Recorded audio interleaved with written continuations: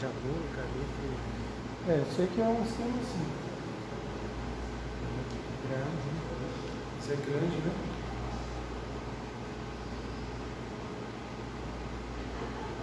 A Copa de 2022 vai ser no Catar.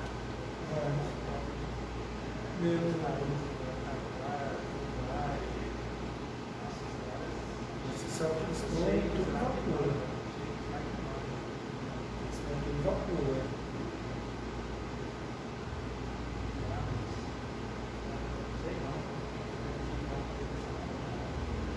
Eu nem sei se a gente...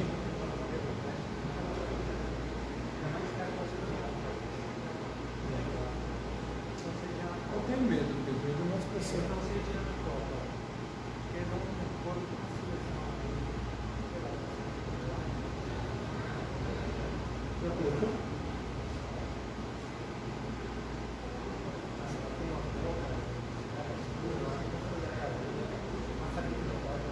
Eu fico com banheira. Vai tomar um chuveiro lá, tudo de ouro. Você sabe que eles não têm. Eles gastam assim na roupa.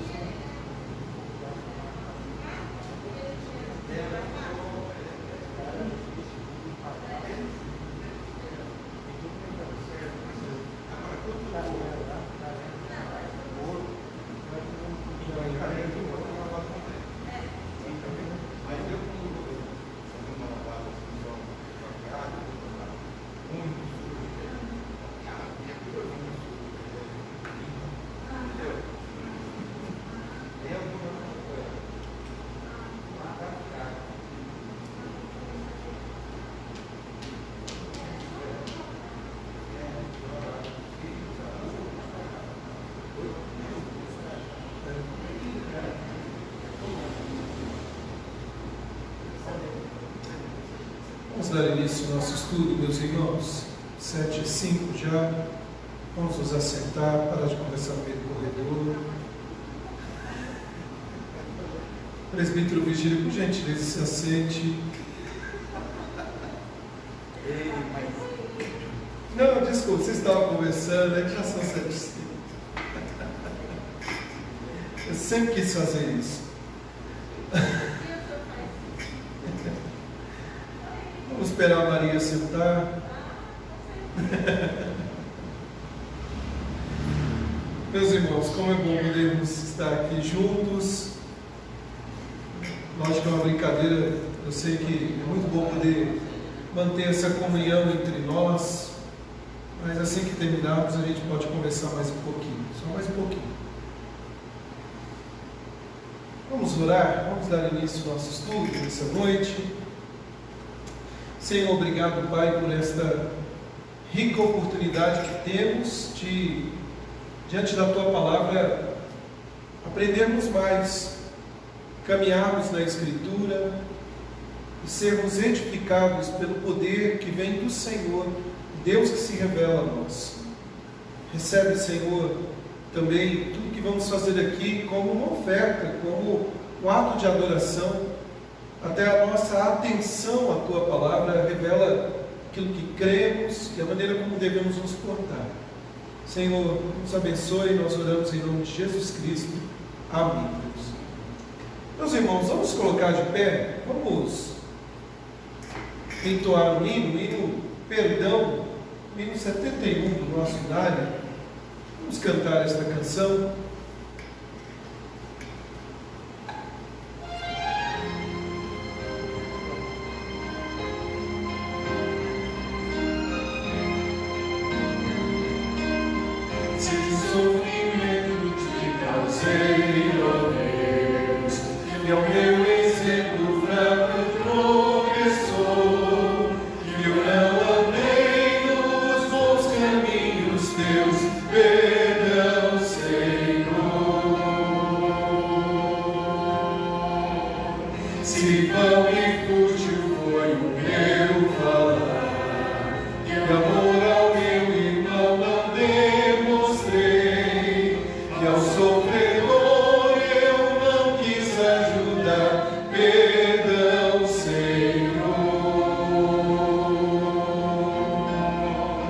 Se negligente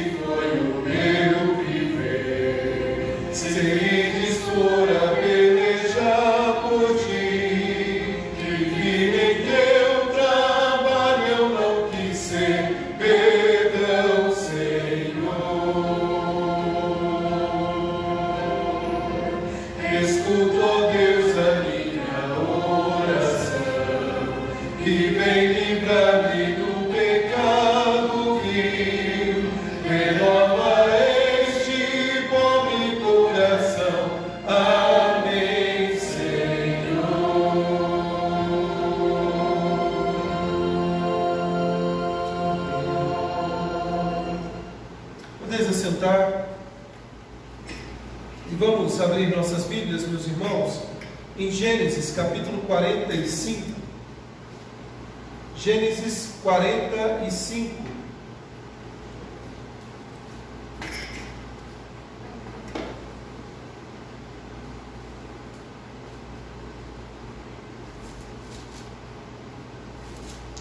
Vamos deixar aberto por enquanto o capítulo 45 de Gênesis. Nós vamos, nesta noite, falar um pouco sobre reconciliação, ou propriamente no texto, a reconciliação, o momento em que José se revela para os seus irmãos, o momento que há o perdão ali entre eles, né? Na semana passada nós vimos o teste final e hoje nós vamos dar esse título ao capítulo 45, a reconciliação. Mas antes de falarmos do capítulo 45, uma pesquisa nos informa que 80% de todos os assassinatos cometidos pelo mundo afora foram cometidos por pessoas que têm algum relacionamento, algum tipo de relacionamento com a vítima. Alguém fica com raiva, há uma arma, há uma faca, há um objeto na sua mão e logo vem a tragédia. Hoje pela manhã estava buscando algumas notícias, lendo, e aí vi uma tragédia que aconteceu na cidade de Itaquaquecetuba, de onde nós viemos, de dois irmãos que tiveram um desentendimento e um assassinou o outro, nos condomínios. Então isso é tão terrível, né? Quando nós vemos a tragédia aí, além de ferir os outros, a raiva, ela também nos mata, ela nos consome, tudo fruto de ódio, de raiva. A raiva reprimida e a amargura estão corroendo a nossa paz, a nossa saúde de espírito, e a pesquisa ainda indica que a raiva não processada pode produzir todos os tipos de distúrbio físicos, e aí ele destaca aqui, varia desde artrite até asma, distúrbios urinários, resfriado comum, agora até eu acho que coronavírus, a pessoa pode até, a resistência cai e aí acaba ficando mais suscetível. E sabemos há muito tempo que a raiva pode causar também sérios distúrbios emocionais quando não tratada com eficácia. E eu coloquei para nós o seguinte: a raiva não resolvida leva à amargura e à hostilidade e vingança. Tem muita gente que ao longo da sua vida nutre um ódio, nutre uma raiva, não consegue perdoar, e como uma planta seca vai definhando. O perdão leva à liberdade, leva à reconciliação. Capítulo 45 de Gênesis. Até aqui, de tudo que nós temos estudado, nós poderíamos até dizer o seguinte: José tinha todos os motivos para nutrir raiva, ressentimento, ódio contra os seus irmãos. José era um homem como nós, um ser humano. Talvez, em muitos momentos, nutriu sim no coração raiva, amargura, tristeza, mas agiu de forma contrária. Sabe, meus irmãos, o capítulo 45, numa das cenas mais dramáticas do livro, José revelou a sua identidade aos irmãos, chegando ao ápice no processo de reconciliação. Porque nós estamos vendo aqui José submetendo seus irmãos a uma série de testes. Na semana passada, um teste rigoroso. E agora aqui, o capítulo então, ele começa com José se revelando para os seus irmãos. Chegou a hora das revelações, se poderíamos dizer assim. Ainda falando um pouco do capítulo 45, o ponto alto do relacionamento de José com seus irmãos vem no capítulo 45, pois é aqui que ocorre a reconciliação entre eles. Isso foi possível por parte dos irmãos, por seu arrependimento genuíno, lamentando o seu pecado com relação a José e revertendo suas ações quanto a situação semelhante que que foi representada na relação com Benjamim, mas da parte de José, a reconciliação foi alcançada por meio do perdão sincero e total de seus irmãos pelo mal que cometeram contra ele. Eu estava pensando numa frase que costumeiramente nós ouvimos. Essa frase diz assim: quando um não quer, dois não brigam. E aí, olhando essa frase, eu fiquei pensando o seguinte: quando um não quer, não há perdão. Quando um não quer, não há reconciliação.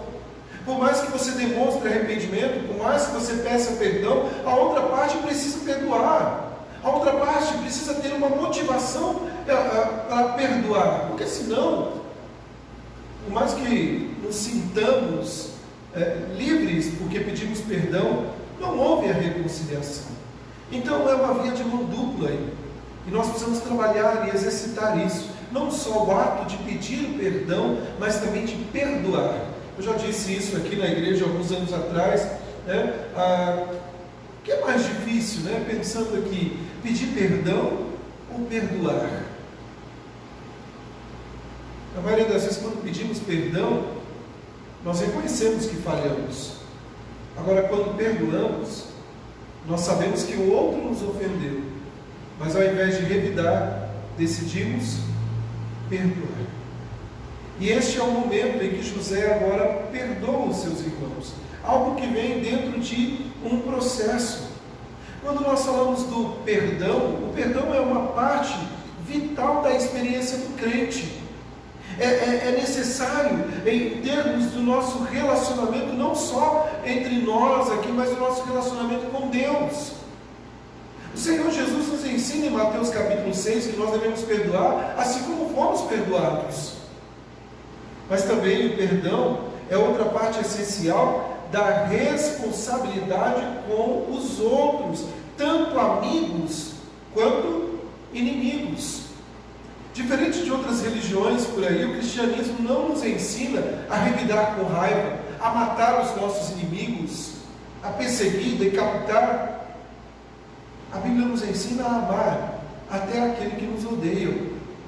E é interessante, nós não vamos ler por uma questão de tempo, Efésios capítulo 4 nos fala sobre isso, verso 31 e 32, Mateus capítulo 5, na dinâmica do reino ali, verso 43 a 45, também nos ensina, ou seja, é parte da nossa responsabilidade perdoar.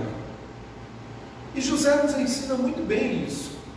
Eu não coloquei muitos slides aqui, porque eu quero me ater bem a esse texto, olhando algumas questões, algumas nuances aqui do texto, que não quero passar uma leitura rápida. Nós precisamos olhar o que Moisés quer mostrar para nós aqui, né? E para onde ele aponta quando falamos de perdão. Nós já sabemos, né? Eu não me canso agora de usar a frase, é tudo sobre Jesus. O perdão será alcançado porque Ele nos perdoou, porque Ele olhando para Cristo, nós sabemos, somos perdoados pelo Pai. Bom, vamos lá. Em primeiro lugar, do versículo 1 até o versículo 15, o que nós temos é um discurso. Um discurso não está errado ali para o mundo, não. É para o mudo, para aquele que ficou em silêncio, mudo, calado diante da revelação. Vamos ler, meus irmãos, do versículo 1 até o versículo 15. Nessa primeira parte aqui, vamos ler de maneira alternada, do verso 1 até o versículo 15. Eu leio verso ímpar e a igreja os versículos pares, mesmo assentados. Então, José, não se podendo conter diante de todos que estavam com ele, bradou: fazei sair a todos da minha presença. E ninguém ficou com ele quando José se deu a conhecer a seus irmãos.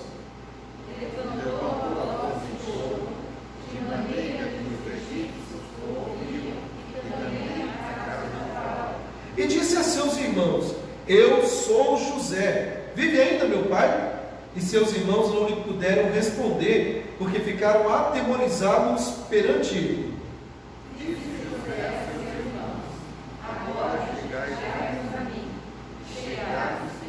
Então disse: eu sou José, vosso irmão, a quem vendestes para o Egito.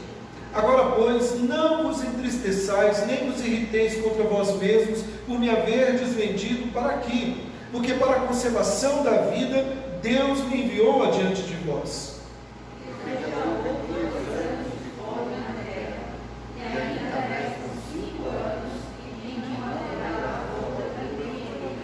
Deus me enviou adiante de vós para conservar a vossa sucessão na terra e para vos preservar a vida por um grande livramento. Assim não hoje vós que enviastes para cá, e sim Deus, que me fosse para Faraó, e Senhor de toda a sua casa, e como governador em toda a terra do Egito. Apressai-vos, subi a meu pai e dizei-lhe, assim manda dizer teu filho José, Deus me pôs por Senhor em toda a terra do Egito, desce a mim, não te demores. Habitarás na terra de Moab, e estarás perto de mim, tu, os teus filhos, os filhos dos teus filhos, os teus rebanhos, o teu gado, e quanto tens. Aí te sustentarei, porque ainda haverá 5 anos de fome, para que não te empobreças, tua e tua casa e tudo que tens.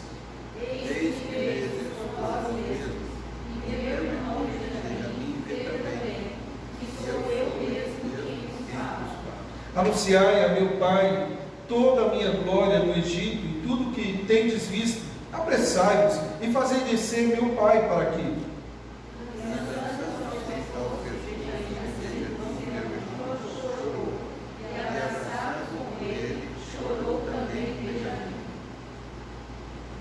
José beijou a todos os seus irmãos e chorou sobre eles. Depois seus irmãos falaram com ele. Muito bem, meus irmãos, o que nós temos aqui é um grande discurso agora de José, e nós temos os primeiros 4 versículos aqui, a revelação de José. O que é interessante é que o capítulo 44 ele termina com a intercessão de Judá.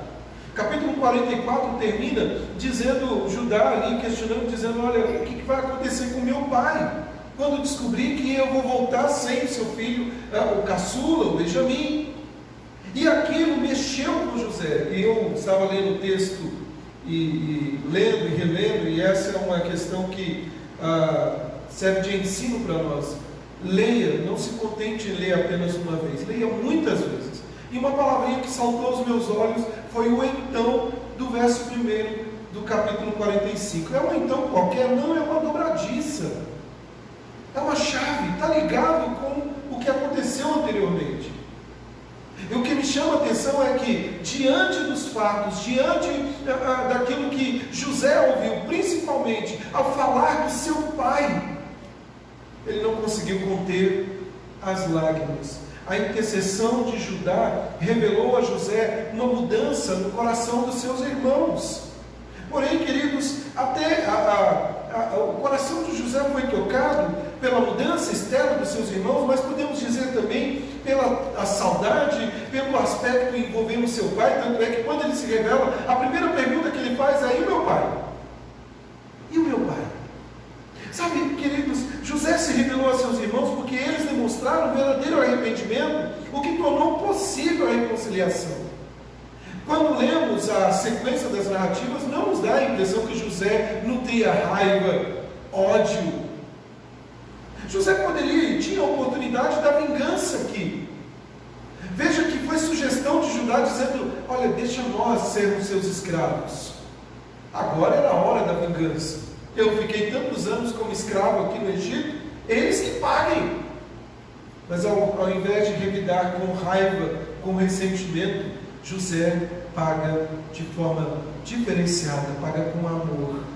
Agora era hora de se revelar. José queria que isso fosse feito, e não feito aberto a todos, fosse feito sozinho. E eu encontro, queridos, aqui várias razões possíveis porque José expulsou todos ali. Por que José mandou todos os egípcios que estavam ali? Diz o verso 2, ele levantou a voz em choro, de maneira que eles ouviram, né, os egípcios. Mas no verso 1, ele sai todos da minha presença, só fique sua família. Por qual razão? Por que José fez isso? Há algumas que de algumas sugestões que nós podemos fazer. A primeira delas é porque era um assunto de família. Sabe, José deixou de lado todo o protocolo do Estado e agora era hora de conversar em família com seus irmãos. Roupa suja se lava em família. Que às vezes a gente não está em casa, a gente pode estar em outros lugares, mas era em particular. José agora queria tratar com seus irmãos, era algo urgente. Ele quebrou agora o protocolo de o homem mais importante ali, um dos mais importantes do Egito, e agora ele é José. Vamos resolver este impasse. Talvez José também tenha sentido que a liberação total das suas emoções reprimidas por anos e anos custaria a ele a estima dos seus servos. Alguém pode sugerir isso?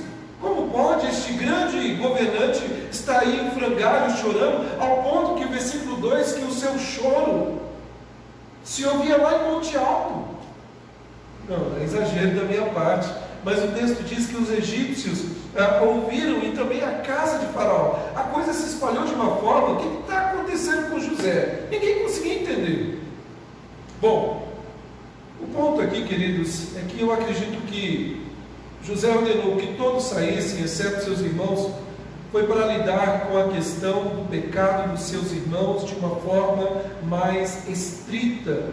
Como eu disse, lavando a roupa suja no particular, chamando cada um para a reconciliação. Se José pretendia que ninguém além dos seus irmãos observasse o derramamento das suas emoções, isso aí cai por terra, porque não funcionou. Não é por um acaso que o texto diz que todos ouviram suas lágrimas. Sabe, meus irmãos, essa é a terceira vez. A gente chama José de sonhador, né? Mas o José é um chorão.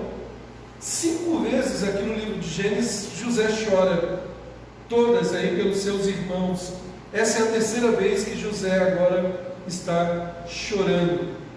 E aí, queridos, anteriormente eu costumava ler os versículos 3 até o 15, na perspectiva de José, sem muita atenção em como seus irmãos devem ter respondido. Só que algo saltou aos meus olhos de forma diferenciada na leitura do texto. Porque aqui Moisés descreve cuidadosamente o trauma emocional que seus irmãos sofreram. E eu gostaria que você observasse na sua Bíblia. Veja o versículo 3, diz assim: e disse a seus irmãos: eu sou José. Vive ainda meu pai? Aí olha que interessante, o texto diz assim: e os seus irmãos não lhe puderam responder, porque ficaram atemorizados perante ele. Queria que você se colocasse um pouquinho nos irmãos, no lugar dos irmãos de José. Vamos pensar o seguinte, voltando. Eles haviam sido tratados com bondade por José. Lembra que quando eles vieram pela segunda vez, trazendo o dinheiro que estava lá dentro dos sacos, para resgatar o seu irmão, Simeão, e aí chega ali, José os recebe de que maneira? Um banquete. Eles comeram, e aí a mesa com abundância de provisões ali. Em seguida, José deu a eles as provisões necessárias para voltarem. Eles estão no meio do caminho voltando, quando são parados, porque o mordomo, o servo de Moisés, de José, informa que alguém roubou o cálice onde os governantes faziam ali as adivinhações. E aí diz o texto, queridos, que eles foram parados, revistados e encontraram então, além do dinheiro no saco, a taça de José em posse no saco onde estava Benjamim. Bom, feito isso, o que acontece? A culpa foi reconhecida, não tinha como lutar contra fatos ou argumentos, eles estavam dispostos a permanecer como escravos no Egito, mas José se recusou a recebê-los como escravo e com a proposta de deter apenas Benjamim, o culpado. Judá então fez um apelo um apelo belíssimo, apaixonado por misericórdia, por causa do seu pai que já era idoso, oferecendo-se no lugar do seu irmão. E nesse ponto, do capítulo 45, ele começa: Judá e seus irmãos aguardam ansiosamente o veredito, até então do José não revelado, o veredito que afetará o curso das suas vidas. Será que ele vai aceitar-nos como escravos? Será que vamos ficar aqui como escravos ou ele vai nos liberar, vai nos dar o perdão, sem saber quem era José? E aí, em um dado momento, e eu comentava até com a Fabiana em casa hoje de tarde, e eles talvez aí, sem entender por que José estava em lágrimas por causa daquela cena toda, e de repente, no meio daquela comoção toda, ele vê José mandar os seus servos egípcios saírem, e ele começa a falar na língua deles. Ops! E aí ele diz: eu sou José. Pergunto: será que eles tiveram um alívio? Me perdoe a palavra que eu vou usar aqui. Ou será que eles falaram: estamos lascados? Ou como o Vigílio de vez em quando fala: estamos na água.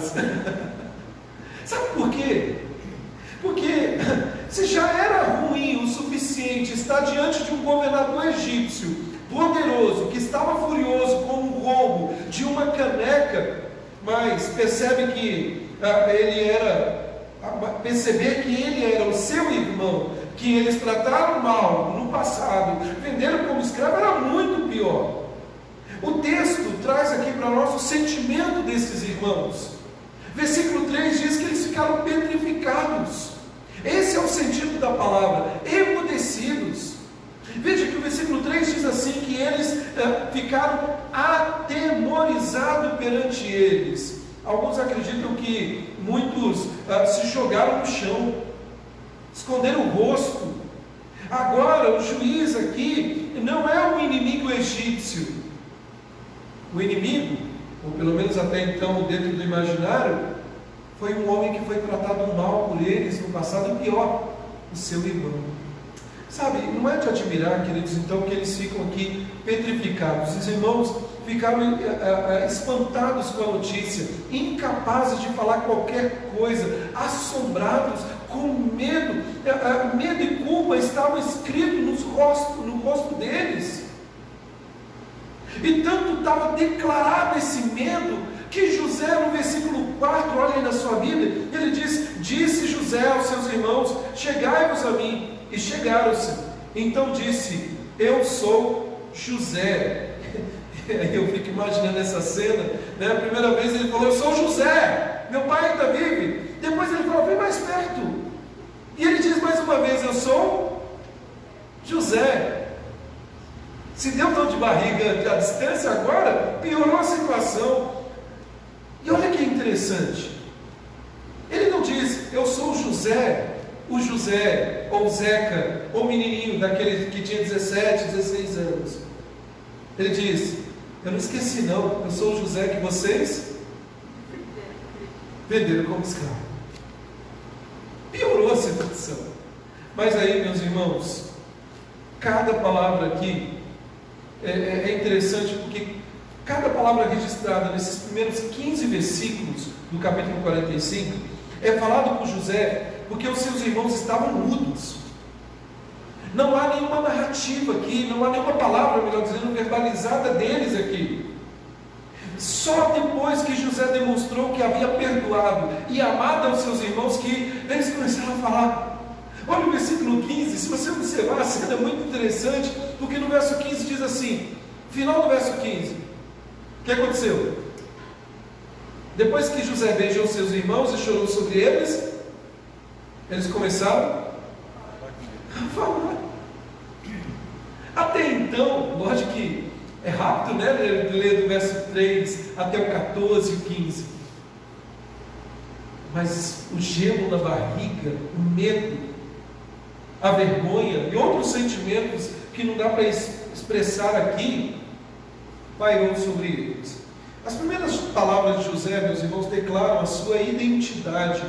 seguidas rapidamente por uma indicação de preocupação com seu pai. É interessante que no versículo 3 ele já demonstra isso. Primeiro, eu sou José. E veja que o texto mostra para nós, né, nessa afirmação, a revelação que eu sou seu irmão. A ideia de dizer eu sou José não é tanto a ideia de apontar a falha, apesar de ele não justificar as falhas deles. Ele aponta o erro. Mas de revelar, eu sou seu irmão. O meu pai ainda vive. Sabe, é notório isso, queridos. Ele, como Judá e os outros, se importavam muito com o seu pai. O pai agora idoso, Jacó.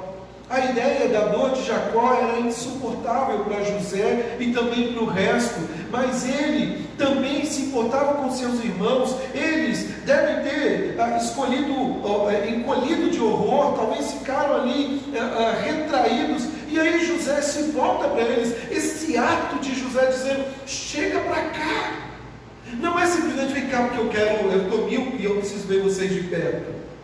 E também não é daquela ideia de que vem cá, vou dar um susto em vocês. É a ideia de acolhimento, é a ideia de chegarmos para cá. Não precisa ter medo. Por quê? Porque no versículo 5, se você olhar na sua Bíblia, ele diz: agora, pois, não vos entristeçais, nem vos atenteis contra vós mesmos, irriteis contra vós mesmos, por me haveres vendido para aqui. Uma das coisas que, meus irmãos, nós vemos aqui, alguns aspectos, é que, em primeiro lugar, José identificou o tratamento que eles lhe deram como pecaminoso. José não passou a mão na cabeça. Eu perdoo, vamos esquecer tudo, vamos por panos quentes e tudo. Aí na próxima briga a gente tira o pano quente, e aí é um problema não tratado. O caminho do perdão precisa também ser tratado a causa do problema. Nós temos uma tendência de perdoar, eu esqueci. Não esquece não. É que a gente quer fingir que esqueceu. Mas nós precisamos reconhecer onde falhamos. E veja que José traz à tona isso. O perdão, como você vê, não visa minimizar o pecado, mas neutralizar. Perdão não é uma desculpinha que usamos para fazer vistas grossas. Perdão é um remédio para tratar um mal que foi cometido. Retratar. Nós devemos lembrar, porém, que eles já chegaram ao ponto de reconhecer as suas ações do pecado. Os seus irmãos já reconheceram isso, se arrependeram disso. Está lá no capítulo 42, verso 21, capítulo 44. Eles já reconheceram a magnitude do seu pecado. José não precisa se aprofundar nesse ponto. José não precisava dizer: eu te falei? Eu lembro aquele dia. Eles já reconheceram isso. Mas, meus irmãos, a ênfase aqui recai sobre a totalidade do perdão que ele deu a eles. Tem um hino, Maravilhosa Graça, que diz assim: graça maior que todo o meu pecar, ou que todos os meus pecados. Sabe, uma das coisas que nós precisamos sempre nos lembrar, e até fomos lembrados disso, né? Foi falado isso na escola dominical no domingo passado. Deus se esquece dos nossos pecados. É interessante porque a gente tem aquela tendência: acho que Deus nem lembra, mas não, Ele lembra, Ele é Senhor. Mas Ele não traz à tona no sentido de usá-lo, de tratar, de usar como: Pedro, agora lembra aquela vez que você fez isso?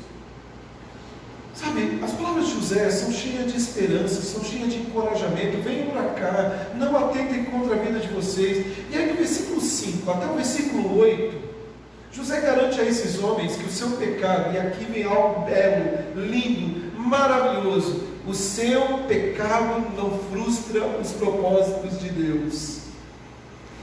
Gênesis 50, 20, sem abrir lá e colar, o que diz?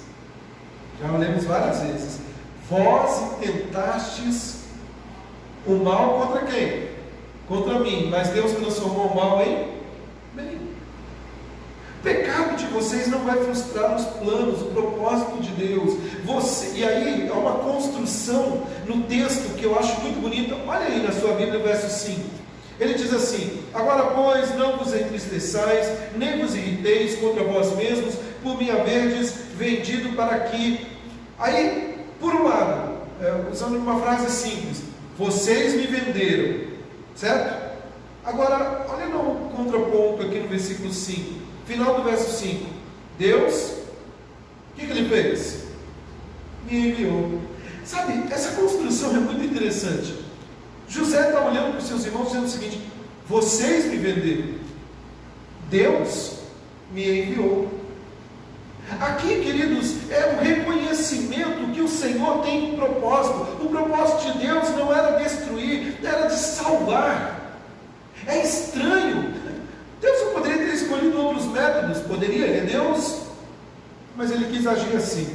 Os homens podem pecar tentando fazer o que é inaceitável para Deus. Porém, ao mesmo tempo, os homens agindo desta maneira, Deus pode estar cumprindo o seu propósito. Quer ver só? O povo passou 70 anos escravo no cativeiro.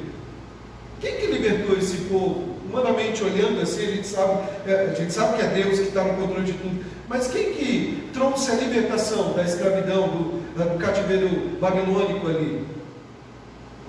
Um homem chamado Ciro. E quem era Ciro? Um servo temente a Deus. É isso? Não. Era um persa ímpio, que não cria no Deus de Israel, mas que o Senhor chama de meu pastor. Deus usa quem Ele quer, da maneira como Ele quer, e nada pode frustrar, segundo o que Jó disse, nada pode frustrar os seus planos. Atos, capítulo 2, o verso 23 diz assim: este homem, entregue pelo plano pré-determinado e presciência de Deus, você pregou na cruz pelas mãos dos homens ímpios e o matou, mas quem o enviou, a missão de Cristo, estava dentro dos planos de Deus, ainda que usando homens ímpios. Sabe, queridos, a doutrina da soberania de Deus nos assegura que enquanto os homens podem fazer coisas erradas, pelos motivos errados, Deus pode fazer com que esse mal cumpra o seu bom e perfeito propósito. A gente às vezes não consegue ver a ação de Deus. E eu fico imaginando quantas noites José talvez foi dormir chorando, dizendo: não tem mais, de que me valeu aquele sonho? Eu vi o sonho dos outros se cumprir, e a minha vida? Mas Deus está encaminhando todas as coisas. E veja que José, ele não descentraliza, ele não diz que foi a sorte, ele não diz que foi o acaso, José não diz nada disso. No versículo 7, e aqui vale muito a pena, quando você lê o texto bíblico, comece a observar a repetição de palavras, porque ela é uma grande chave para aquilo, como miolo no texto bíblico. Veja que no versículo 5, José diz assim, no final do verso 5, Deus, o que ele fez? Me enviou. Versículo 6, porque já houve 2 anos de fome na terra e ainda restam 5 anos, ou seja, há um problema. Versículo 7 começa como? Deus me enviou para conservar a vida. Verso 8, assim também não foste vós que me enviaste para cá, e sim, e aí podemos fazer a frase, e sim Deus me enviou. Verso 9, no meio do verso, no final do verso, Deus me pôs. Sabe, meus irmãos, há um reconhecimento de José: quem me colocou aqui foi Deus, não foi vocês, não foram vocês. Então nós sabemos que Deus justo, o Senhor, Ele odeia o pecado com um ódio perfeito e irreconciliável, mas é sua prerrogativa tirar o bem do mal, e nenhum pecador pode ser cometido sem o seu conhecimento ou em oposição ao seu sagrado conselho. Isso aqui é um alívio para nós. No mundo onde homens se levantam achando que são deuses, e a gente fica preocupado como vai ser o futuro. O futuro está na mão de Deus, e Ele pode transformar o mal em bem, e fazer até usar gente que nós mesmos imaginaríamos que Ele usaria. Então, queridos, eu gostei de uma frase que diz o seguinte: os pecadores são tão ministros de sua providência quanto os santos. E ele se glorifica pela maldade que odeia e pune, bem como pela santidade que ama e recompensa. Deus é exaltado em todo o tempo. Salmo 76, versículo 10 diz: porque a ira do homem te louvará. Às vezes eu fico vendo uns tontos por aí, eu vou chamar de tonto, não vou chamar de ateu, nem à toa, vou chamar de tonto. Alguns tontos, ou até mesmo gente que quer diminuir Deus, achando que blasfemando contra Ele, falando contra Ele, agindo contra os servos dele, estão ferindo a Deus, no sentido de que, Deus ficou tristinho, tadinho de Deus, Ele está implorando para que você mude sua ação. Deus continua o mesmo, e Ele é louvado com ou sem você. Ele não precisa da criatura para continuar sendo Deus, Ele é Deus. É interessante que nas palavras de José revelam essa soberania tremenda de Deus. Deus me enviou, Deus me colocou aqui. Sabe, meus irmãos, é muito interessante que o que fica intrínseco aqui é que o que José está dizendo aos seus irmãos é salvação e não destruição. Esse foi o propósito de Deus. Foi o que aconteceu. Agora, como então que José poderia pensar em fazer aos irmãos o que eles temiam? Quais eram os planos de José? E aqui no texto revela para nós. A fome, agora, com 2 anos de duração, praticamente 2 anos aí, demorou quase 1 ano nesse caminho dos irmãos dele de ir e vir para Canaã, de buscar suprimento. E aí José fala assim: olha, ainda restam 5 anos de fome. Queridos, se não houvesse a intervenção de Deus, sua família teria sido consumida pela fome. Sabe, é interessante porque aqui José agora está mostrando que ele vai prover, poupando a nação. E por trás de tudo isso, nós vemos a bondosa mão de Deus preservando o seu povo. Afinal de contas, nós não podemos tirar de cena o grande propósito disso tudo. Não era simplesmente salvar uma nação, era para onde esta nação apontava: o Salvador. Meus irmãos, essa parte do texto aqui é o cumprimento de uma profecia. Maria, lê para a gente Gênesis 15, verso 13 a 14.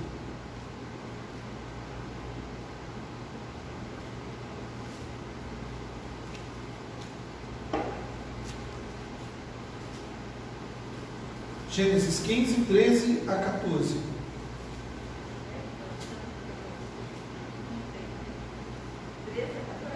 Se você quiser tirar a máscara só para ler, pode ir. Então lhe foi dito: sabe com certeza que a tua posteridade será peregrina em terra alheia, e será reduzida à escravidão, e será afligida por 400 anos. Mas também eu julgarei a gente a que tem de sujeitar-se, e depois sairão com grandes riquezas. Versículo 15.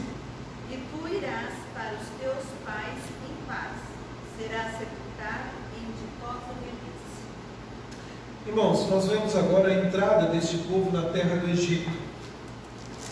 Mas não era uma novidade. Deus já havia falado para Abraão, ou até então Abrão, que eles seriam escravos por 400 anos. O Senhor não deu detalhes para Abraão, e Ele nem dá detalhes de como Ele está agindo para nós. Se Ele quiser fazer isso, Ele faz. Mas Romanos nos lembra que a vontade do Senhor, ela é o quê? É boa, é perfeita e é agradável. Eu não entendo os pormenores de como Deus está trabalhando na minha vida, mas eu sei que Ele está trabalhando. Neste momento aqui, o ponto de tudo isso é que José, ainda que estivesse ciente das palavras de Deus a Abraão no passado, por alguma maneira pode ter chegado para ele, ele não poderia saber de tudo que Deus falou aqui para com ele, para com seus irmãos. Pode muito bem haver aqui um elemento de profecia, um cumprimento. Deus está fazendo agora este povo, na entrada do Egito, próspero. Veja que eles foram enviados, e o texto mostra isso para nós, a uma terra que tem até um nome: Qual que é o nome? Está aí no seu texto bíblico. Gozem, é isso? Pois é, por incrível que pareça, essa região onde foram colocados era uma região fértil e que estrategicamente era um ponto de fuga para que depois de 400 anos ou um tempo posterior pudessem fugir do Egito. É um acaso? Não creio nesse acaso. Sabe, meus irmãos, uma análise final, não foram seus irmãos, os irmãos de José, os responsáveis de enviar ele ao Egito, mas Deus com o propósito de trazer salvação. Há uma frase que diz assim: tudo vai bem quando termina bem, ainda que no processo tem as tempestades. Tudo vai bem, passamos pela tempestade, mas saímos da tempestade. O que fica aqui, queridos, claro para nós, em certa medida, nas palavras de José, a explicação dele é mostrar que está tudo bem, pessoal. Eu sofri, foi pesado, fui vendido como escravo. Mas eu quero dizer, eu encontrei o propósito de tudo isso. Dos versos 9 até o versículo 13, aproximadamente um ano passou, conforme eu disse, que os irmãos de José chegaram aqui a primeira vez ao Egito. E esse atraso não foi devido a qualquer apatia, qualquer indiferença por parte de José.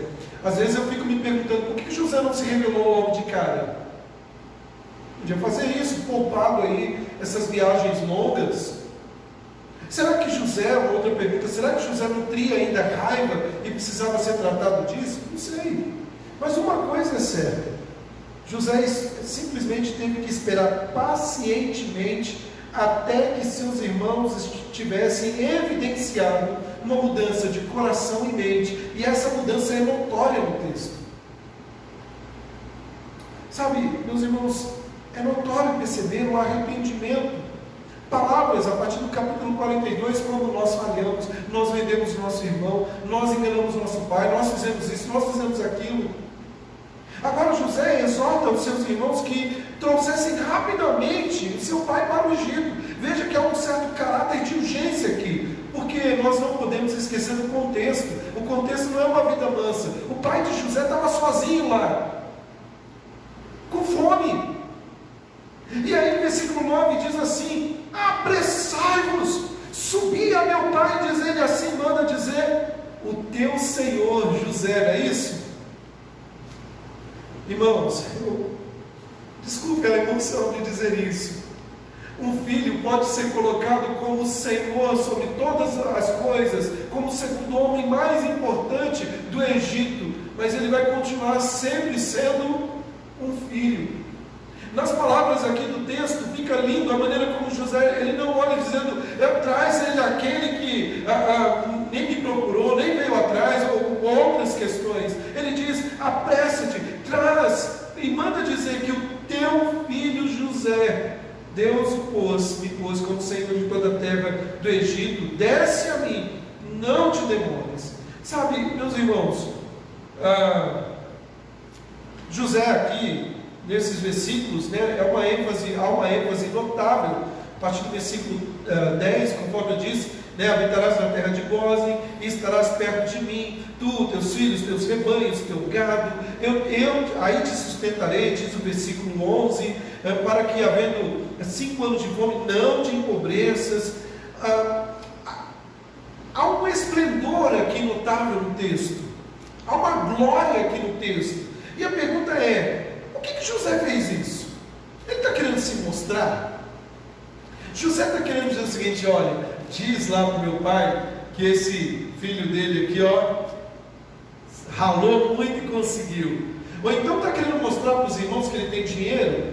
Não, queridos, na verdade há algumas explicações aqui bem interessantes. Primeiro, a glória que José agora possui serviria para encorajar os seus irmãos que estão cheios de culpa pela maldade que eles cometeram ao vendê-lo como escravo.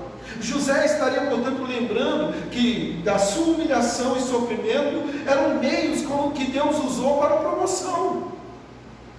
Não significa que Deus age assim, que vai ser um parâmetro, porque eu sofri, no final eu sei que eu vou ser engrandecido. Colocado como o homem mais importante de jabuticabal, porque eu sofri muito. Mas talvez um lembrete para os seus irmãos e dizer: vocês me tentaram mal, mas Deus transformou tudo isso. Olha tudo que Deus me deu. Mas também podemos pensar que o fato de trazer à tona toda essa riqueza, sustento, era uma maneira de confortar e assegurar a eles que, e a Jacó, principalmente ao pai Jacó, que ele tinha capacidade agora de sustentá-los. Não temam de virem para cá, porque o que eu tenho aqui é suficiente, não só para mim, mas para vocês. Tem terra, tem não só para vocês, mas para o seu gado, para as suas famílias, tem alimento, fiquem tranquilos. Ou ainda, o fato de mostrar tudo isso era uma maneira abnegada de José de compartilhar a sua glória daquele momento com seus irmãos. E isso fica muito belíssimo quando olhamos para a figura do nosso Senhor. Olha lá, João capítulo 17, depois a gente volta aqui para o texto, verso 1 a 5.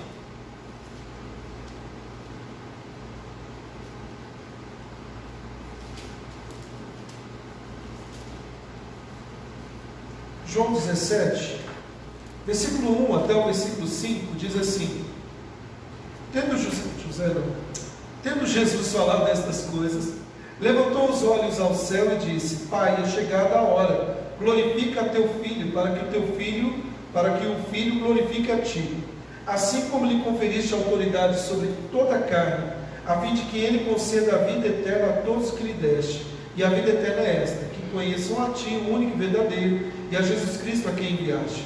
Eu te glorifiquei na terra, consumando a obra que me confiaste para fazer. E agora glorifica-me, ó Pai, contigo mesmo, com a glória que eu tiver junto a ti, antes que houvesse mundo. Verso 22. Eu lhes tenho transmitido a glória que me deste, que tens dado, para que sejam um, como nós o somos. Então, a ideia talvez que José poderia estar aqui dividindo a sua glória com seus irmãos. Mas na verdade, nós podemos juntar tudo isso. Além de dividir e poder agora não tratar como eis o Senhor do Egito e eu sou escravo, poder dizer é o meu irmão.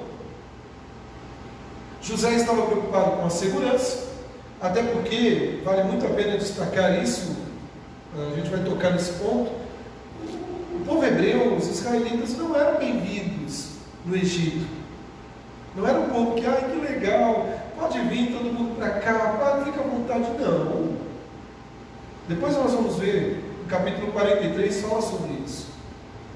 Mas José está dando garantias para eles. E há um aspecto de urgência.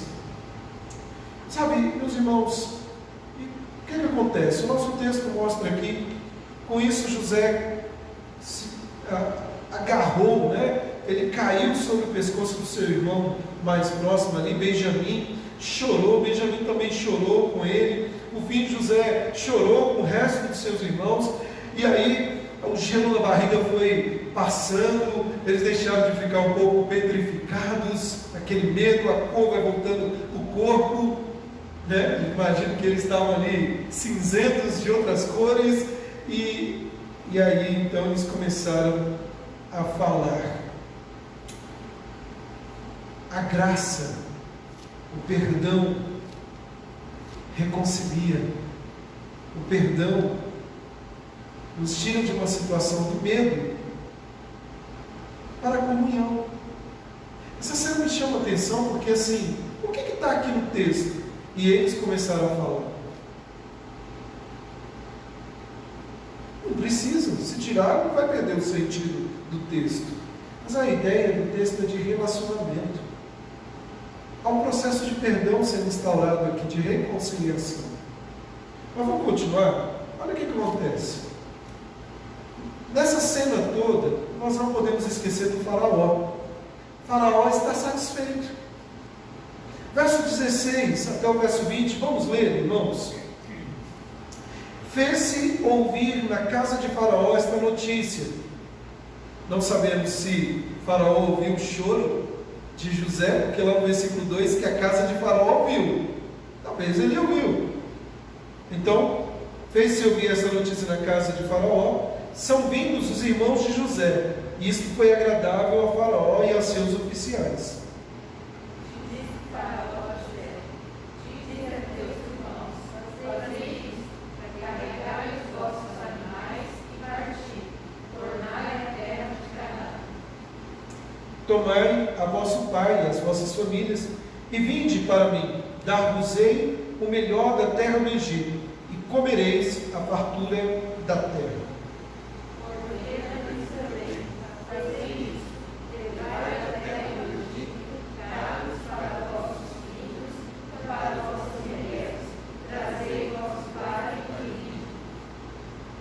Não vos preocupeis com coisa alguma dos vossos haveres, porque o melhor da terra do Egito será vosso. Irmãos, é incrível que o desejo de José fosse salvar a sua família, em vez de buscar vingança. Isso já ficou claro para nós. Ele virtualmente insistiu que os seus irmãos partissem rapidamente e que trouxessem aqui sua família inteira o mais rápido possível. Mas uma questão no texto que a gente poderia dizer, a cereja do bolo, é que José não era o homem mais poderoso do Egito. José tinha alguém acima dele, além de Deus, né? Mas José tinha alguém acima dele. E Deus, como é que Deus trabalha? Ele trabalha com remendos. Deus é tremendo. Sabe, é interessante que a cereja do bolo aqui foi a confirmação da hospitalidade de José por ninguém menos do que Faraó. Quando a notícia foi ouvida na casa de Faraó, que os irmãos de José tinham vindo, o texto bíblico diz que isso agradou Faraó. E aí vem um detalhe: é possível que Faraó tenha escutado o choro de José, talvez com uma proximidade, não sabemos, e ele perguntou: o que está acontecendo lá? Por que José está chorando? Porque o texto diz para nós, aqui, no verso 16, que a notícia chegou à casa de Faraó, chegou até os ouvidos de Faraó, se fez ouvir na casa de Faraó esta notícia. Então, a notícia chegou lá, e ele queria saber o que estava acontecendo. Então, veio os fatos. Olha, os irmãos de José estão aqui. Faraó recebeu o relatório, né? Que houve uma reunião familiar aqui entre José e os seus irmãos. E quase esperamos então aqui que o Faraó fique satisfeito. Mas tem um detalhe. Essa é uma resposta incomum. Por quê? Olha lá no capítulo 43, versículo 32. Alguém pode ler para nós enquanto eu bebo água?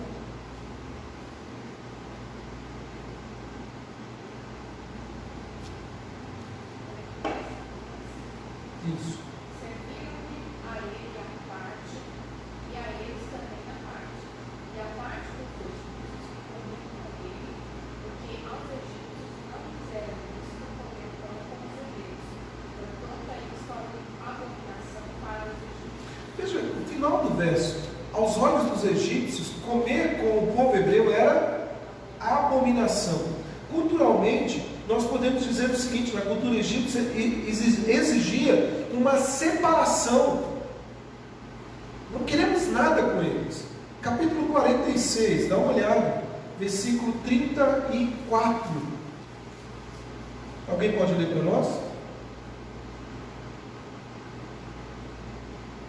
Respondereis, teus servos foram homens de gado, desde a mocidade até a morte, tanto nós como nossos pais, para que habiteis na terra de Gósen, porque todo pastor de rebanho é abominação para os egípcios. José aqui está ensinando os seus irmãos, os seus familiares, a tratar os egípcios com diplomacia.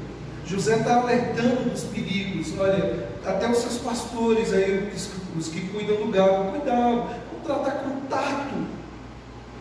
E agora, voltando para o nosso texto, aqui no capítulo 44, a satisfação de Faraó não é no natural. Mas então por que o texto bíblico diz para nós que Faraó, ele se alegrou, ficou legal isso. Olha que interessante, verso 45, falei 44, verso 16, né? Isto foi agradável ao Faraó e os seus oficiais. Satisfez o coração de Faraó. Faraó precisava do povo hebreu? Não. Precisava de José? Não. Por mais que José o ajudou ali, revelando o sonho e livrou o Egito, um ponto aqui, queridos, que nós não podemos nos esquecer, é que Provérbios nos diz que o Senhor é que dobra o coração de reis. É o Senhor que faz segundo a sua vontade. E eu não tenho dúvida que Deus estava trabalhando não só nos atos externos, até mesmo no coração do homem.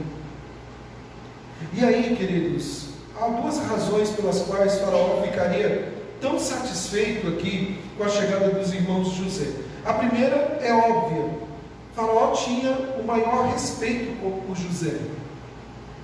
Eu não vou até ir um pouquinho além. Faraó amava José. José era um excelente administrador. Ele já provara isso na casa de Potifar, na prisão e agora com o Faraó. E aí, meus irmãos, José eventualmente salvou o seu reino, o reino do Egito, e isso só deu prestígio para ele, e qualquer coisa que agradasse José, agradaria o Faraó.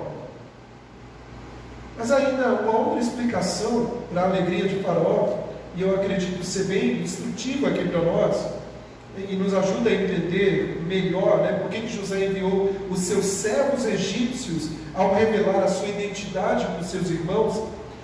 Nos parece que José nunca informou a Faraó a injustiça sofrida por mão dos seus irmãos e também pela esposa de Potifar. Porque em nenhum momento José revela, quando ele fala para o padeiro, o copeiro lá, ele fala que ele era inocente, mas ele não diz os detalhes. Até porque se Faraó soubesse que os irmãos de José tinham feito aquilo com ele, nós teríamos um problema aqui. Eu acho que nós teríamos um problema. Agora, queridos, se lembre que quando tudo estiver bem com você, aqui, né, no texto, é como se Faraó estivesse dizendo para ele o seguinte: olha, se está tudo bem para mim também. Volta um pouquinho no capítulo 40. Versículo 14 e 15, só para fundamentar isso que eu estou dizendo para os irmãos. Nós já estamos terminando aqui, irmãos. Versículo 14 e 15. Então Faraó, versículo 14 e 15 do 40. Porém, lembra-te de mim, José aqui falando com o padeiro, o copeiro. Lembra-te de mim quando tudo te correr bem, e rogo-te que seja bondoso para comigo. E faça menção de mim a Faraó, e me faça sair desta casa, porque de fato fui roubado da terra dos hebreus, e aqui nada fiz para que me pusesse nesta masmorra. Ele não fala dos seus irmãos, ele não fala da esposa de Potifar.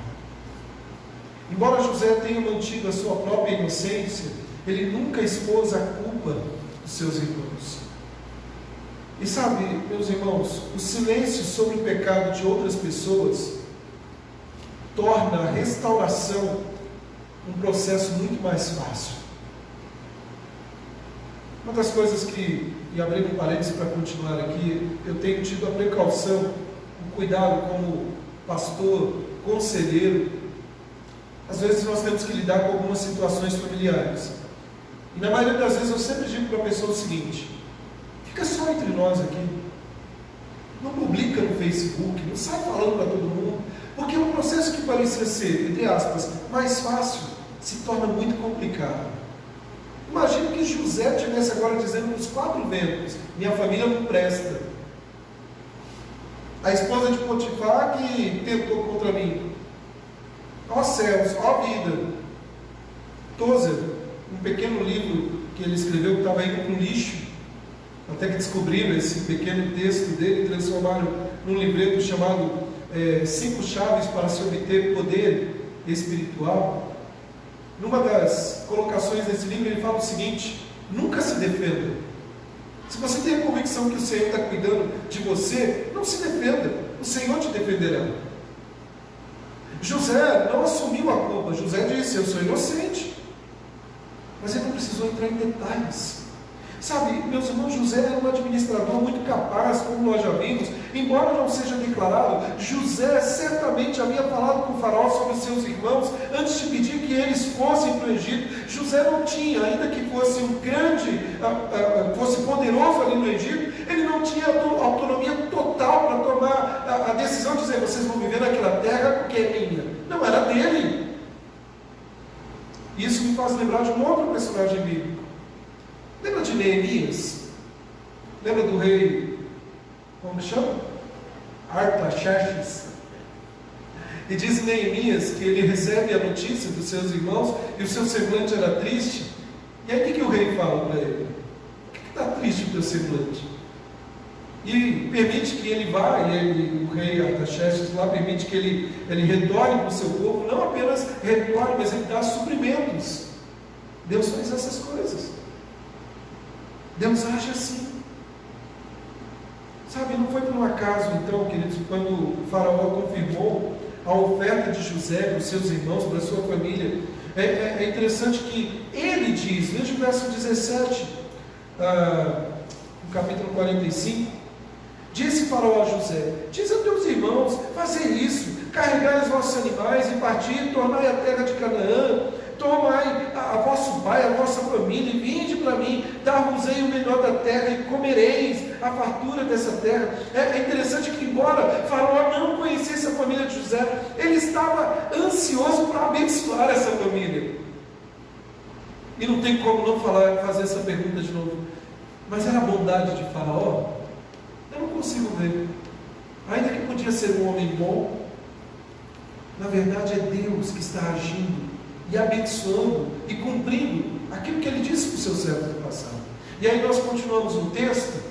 A partir do verso 21 a 24 nós temos algumas instruções. Isso aqui é muito interessante. Verso 21 a 24, vamos ler, terminando aqui, já caminhando para o fim. Os filhos de Israel fizeram assim: José lhes deu o carro, conforme o mandado de Faraó, também lhes deu provisão para o caminho.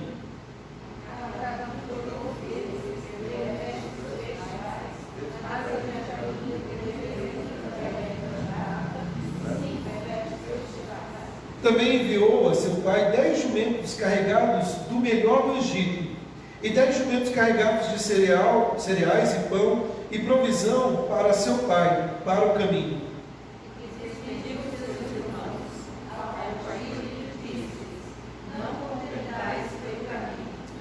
Meus irmãos, antes de partirem, José deu aos seus irmãos algumas provisões para a viagem, conforme ordenado pelo faraó. Ele deu uma série de provisões aqui. É interessante que ele deu aqui vestes.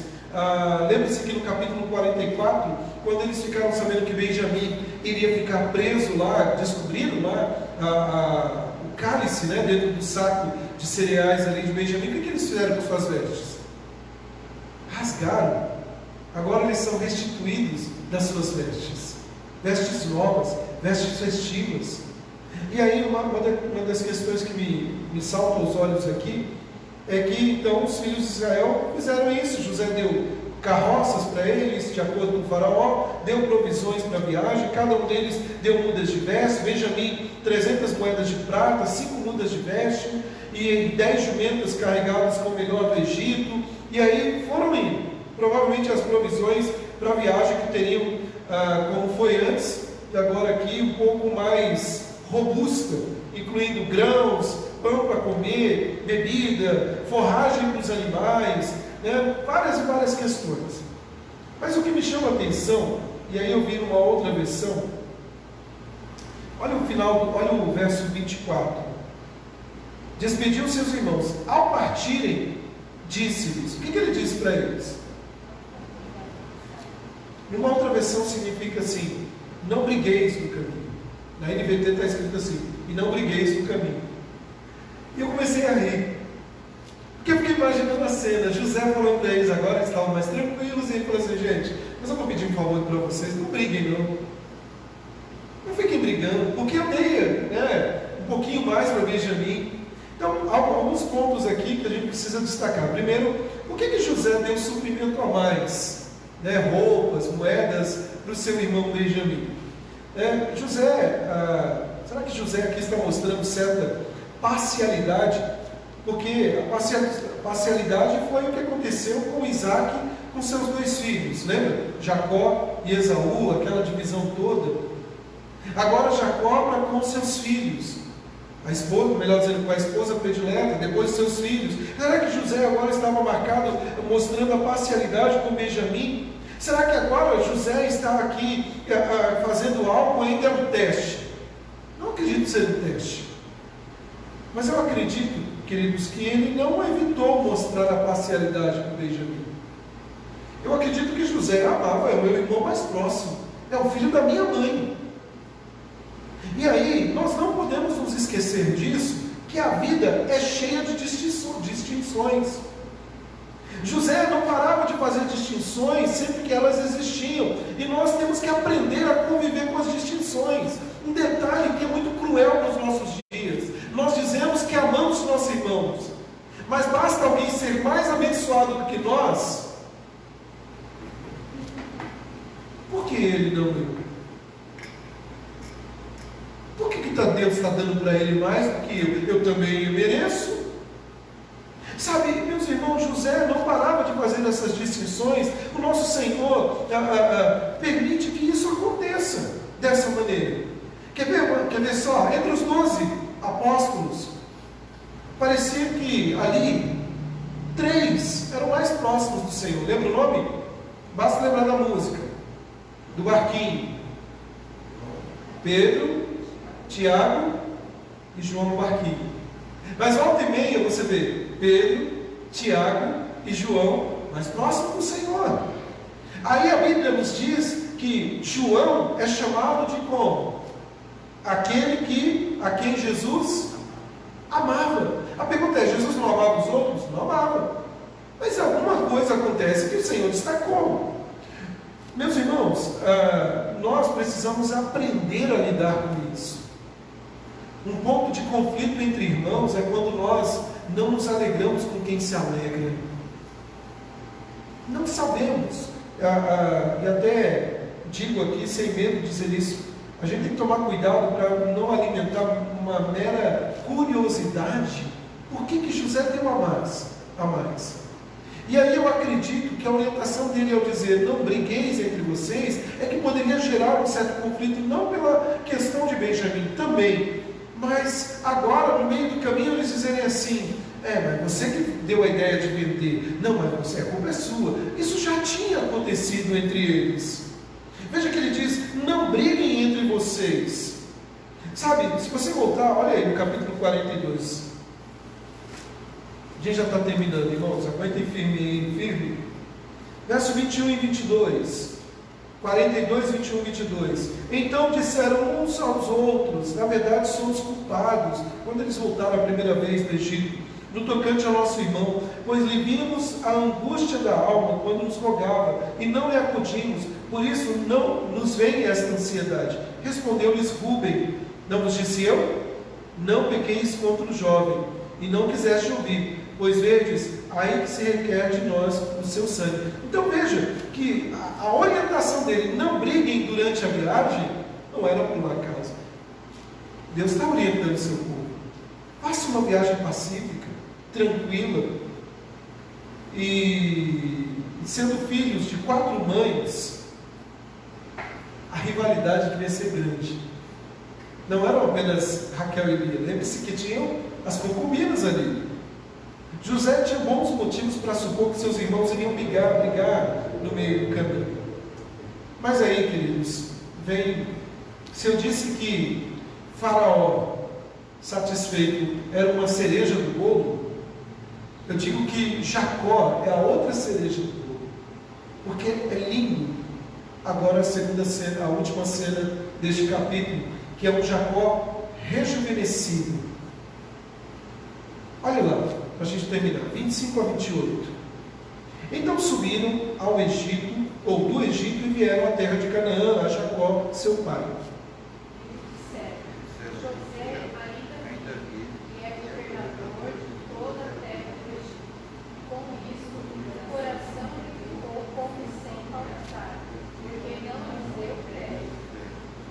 Porém, havendo-lhe eles contado todas as palavras que José lhe falara, e vendo Jacó seu pai os carros que José enviara para levá-lo, reviveu-se-lhe o espírito.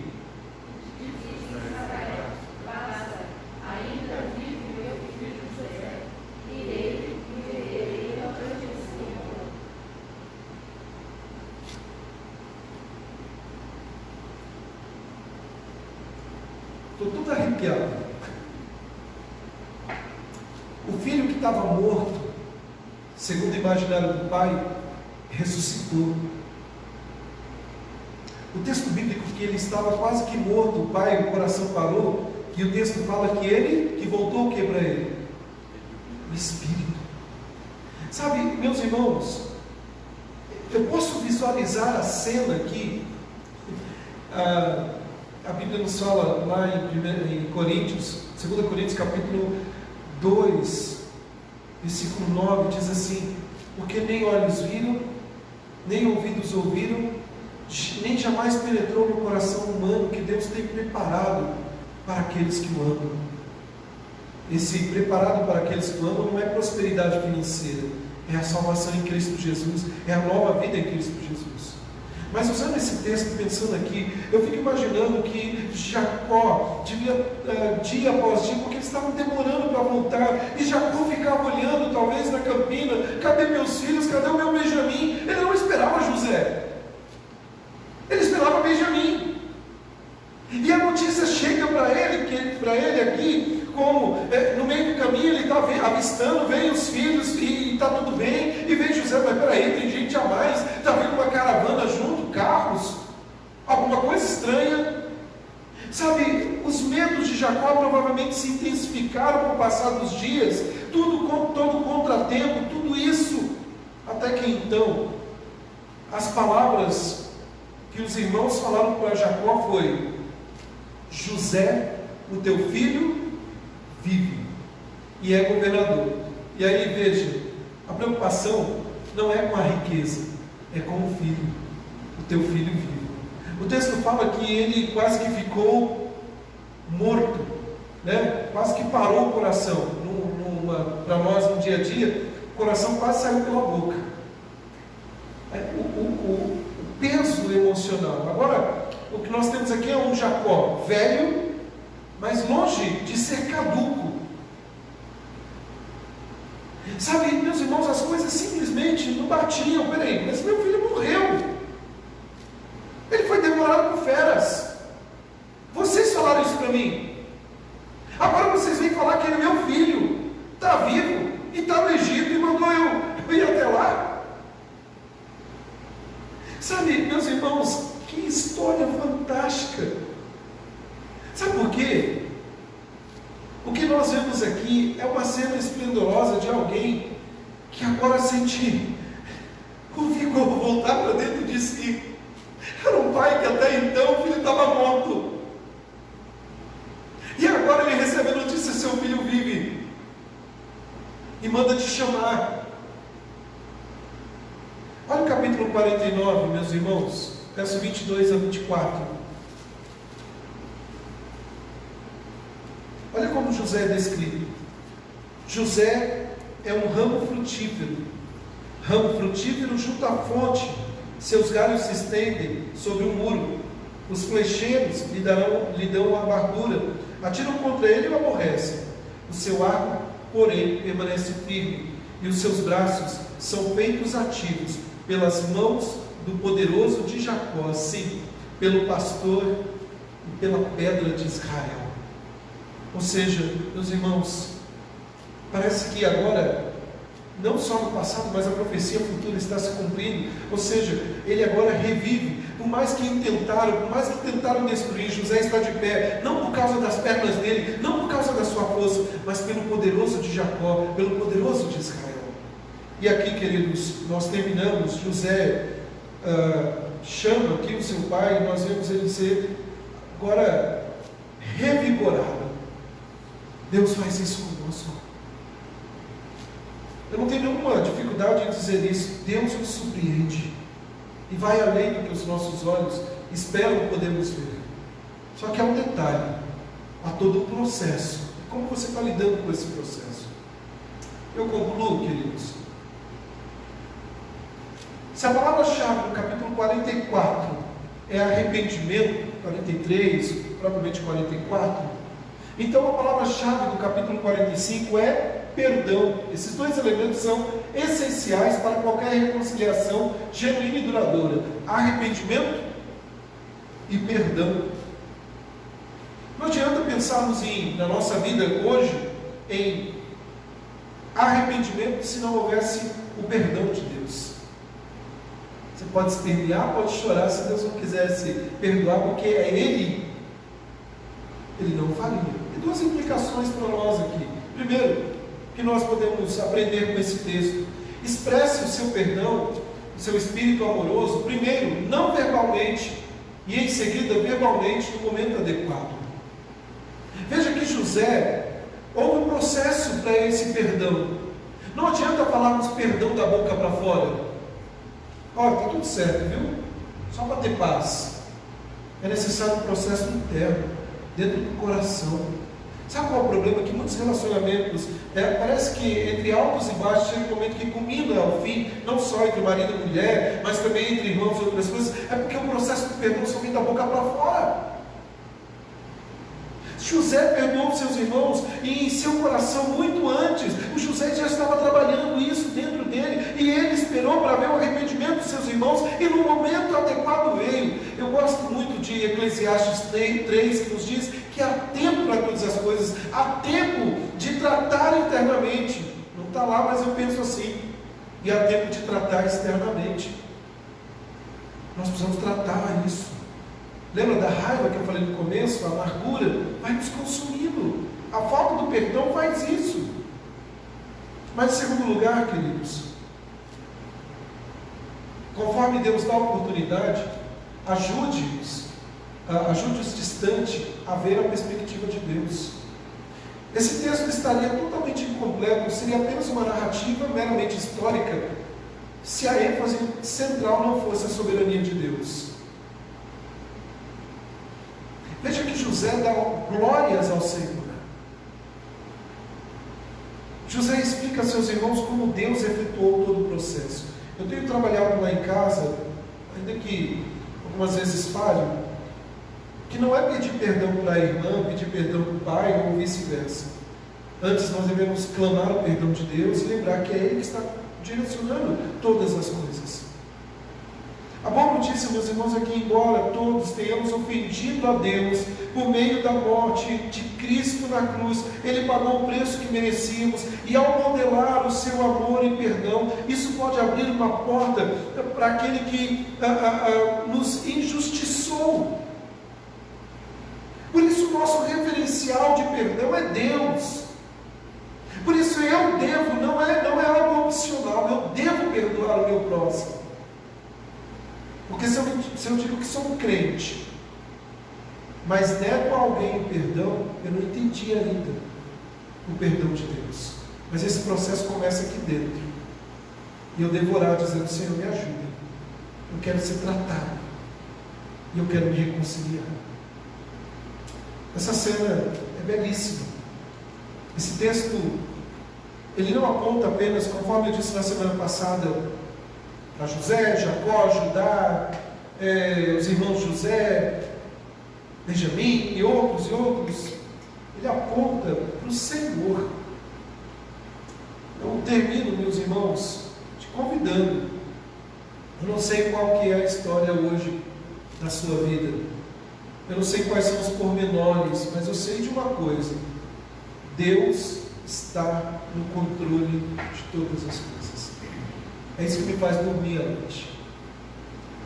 A vacina, se vier bem, com toda a segurança, regulamentada, mas o que me mantém de pé não é uma vacina, não são os governantes, não é o X ou Y, é aquele que sustenta na palma das suas mãos a história da minha vida. Que Deus nos abençoe. Desculpa, tive que passar um pouquinho, mas vale muito a pena essas passagens aí. Vamos ficar de pé, vamos orar. Senhor, como é bom poder olhar para essa história do passado, tanto tempo atrás, e ver que ela é tão real para as nossas vidas. Porque hoje, famílias estão em conflito e necessitam do perdão para que haja a paz no lar. Mas esse perdão só é possível quando reconhecemos que tudo vem das tuas mãos. Porque o nosso coração natural, carnal, ele não é inclinado a fazer isso, a não ser que o Senhor nos impulsione a ter um coração de mansidão, voltado a ministrar o perdão. Mas obrigado, Senhor, porque essa história é muito mais do que a história de uma família. Ela é a história da redenção. Porque um dia estávamos mortos, mas o teu Filho Jesus nos trouxe a vida e nos deu vida, e ressuscitamos juntamente com Cristo. E hoje temos total convicção de que somos perdoados, podemos perdoar, e que a história da nossa vida não está à deriva. Nós te exaltamos, rogando que o Senhor nos leve de volta para casa e nos dê essa convicção do teu cuidado em nós. Oramos a ti, no nome do Senhor Jesus Cristo. Amém. Deus abençoe, meus irmãos. Só enfatizando aqui, ainda estamos recolhendo as tampinhas para o Raul, só que embalagem de medicamento não, tá? Tive que jogar um monte fora, perguntei para a Cláudia, eles não estão pegando. Então, a embalagem de medicamento não. E trouxeram até medicamentos aqui, mas medicamentos não dá para a gente, vou ter que descartar não dá para a gente passar para frente não. Estava vencida por isso. Deus abençoe e até domingo, se Deus quiser. Salute.